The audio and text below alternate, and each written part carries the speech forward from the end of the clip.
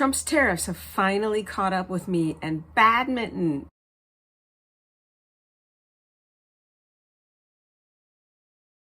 Hey guys, I'm a very sick badminton Becky, an American living and playing badminton in China. Several weeks ago, I got bronchitis, and just as I was starting to recover last week, I got the flu. So now I have like the flu on top of bronchitis, and it made my bronchitis worse. You can probably hear it in my husky, let's say sexy voice instead of a raw and painful voice. So I haven't played a lot of badminton lately, but doesn't mean I'm not paying attention or thinking about badminton. So on this vlog, I don't really get political at all. There's no reason to. The badminton world is very apolitical, even on the international stage. But as an American living in China, it is a very apolitical world. And generally, just living in China is political free. Like, nobody cares what candy you eat or what car you drive. Like, they don't have that anger that a lot of Western countries have right now and divisiveness. And even when something with America kicks off, nobody's ever really blamed me as an American. They understand the difference between the American government and the American people. Even during COVID, people might ask me, like, is it true Americans don't wear masks? But they don't care, it doesn't affect their country. They just maybe have heard it on the news or something. So a lot of the recent political craziness that's been happening in America has not affected Chinese people because it doesn't affect them. Until this whole tariff thing and this new tariff war between China and America. This has caught the public's attention and unfortunately has finally come to my precious, sweet badminton world. I wanted to share this article with you and some of the comments that people wrote on this article because it was crazy and I never expected that this would happen to my sweet, precious badminton. So I follow a lot of badminton groups on WeChat. Well, this isn't like official organization or the China Badminton Association or anything. This is just a account. It's just from a regular person. It's called Badminton Fans. They just have things like on technique or some pro player stuff. And actually, after I read this article, I actually kind of went through their account to see if there was any other sort of political or inflammatory things. And there really wasn't. There was one article that was like, manly men play badminton. And I was like, ooh, is this like an Andrew Tate thing? But no, it just turned out talking about how tough badminton is, and it didn't disparage anyone that didn't play badminton, but it was just saying how you have to be really tough and versatile and a real gentleman, but also aggressive, This article is called Boycott UF Tariff Bullying and the Feathermen Must Act Now. Okay, now I did translate this on WeChat. Obviously, it's originally written in Chinese. I will put the original Chinese up on the screen. You can screenshot it and read it if you can read Chinese, but this is the just the WeChat translation. You'll notice some big problems. Like, it starts off, to my fellow footballers. Badminton, literally translated, it's ball. It's like feather ball. It's called a ball sport, which I know we don't call in English, but so WeChat has translated ball friends to footballers. So anyway, recently, due to the unreliable new tariff policy of Mattel, that's America, some comrades have experienced fluctuations in their thinking. Some told that they no longer have time to play, and for some compatriots often called that they might hang up, abandon their feathers, and quit playing.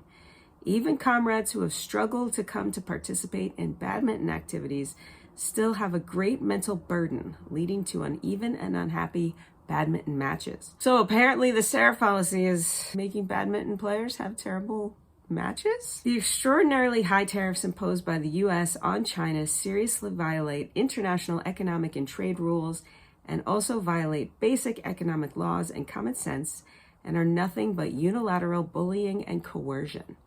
Chinese people, don't get into trouble. Don't be afraid of trouble and pressure. Threats and blackmails are not the right way to deal with China.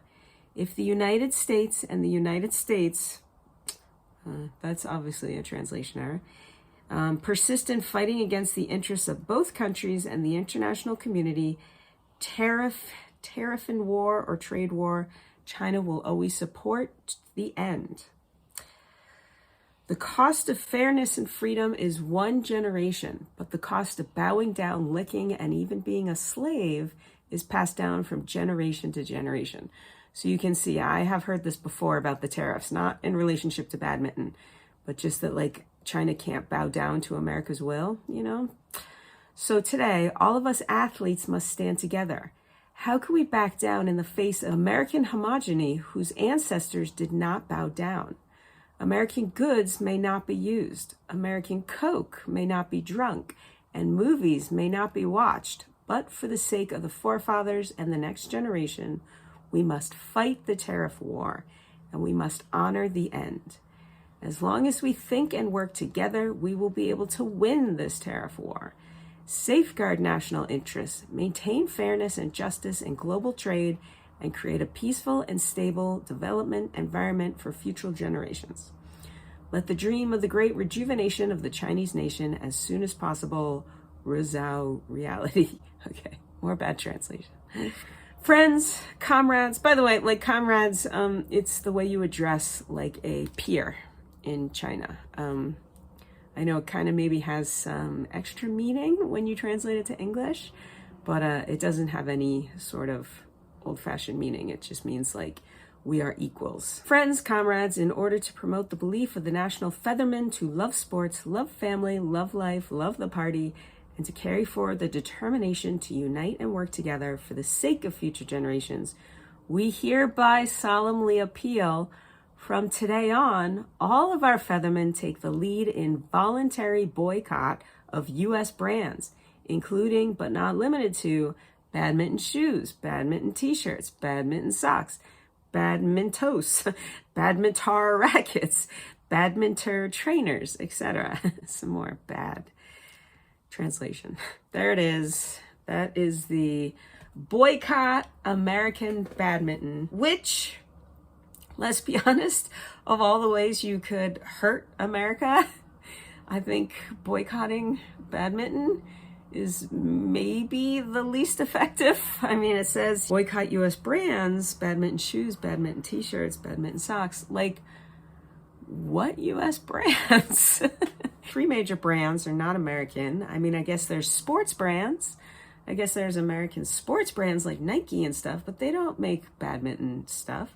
Adidas or Adidas used to, but I don't think that they make it anymore. I don't think this will hurt the badminton industry in America, because that's the badminton industry. There is none. That's, you know, one of the big complaints of the sport, right? But, you know, I definitely, as an American in China, I don't love this. I haven't felt anything from anybody on the street. You know, every DD, that's like Chinese Uber, every taxi driver, they ask me where I'm from. I say America. They say, oh, great country. You know, like nobody is mad at me or nobody's treated me poorly because I'm American. And obviously, you know, I really appreciate that because I hear what's happening to immigrants and foreigners that live in America right now are not having a great time. I don't love that, you know, this normally totally unbiased badminton loving content creator is, you know, kind of making it a deal. I want to take a look at the comments. When I first saw this article, there was only one comment that made me very sad, but let's see if there's some new ones. What are some beautiful badminton items? America, it translated, it means beautiful country. So I think they're saying, what are some American badminton items? I haven't heard of it. Yes, thank you.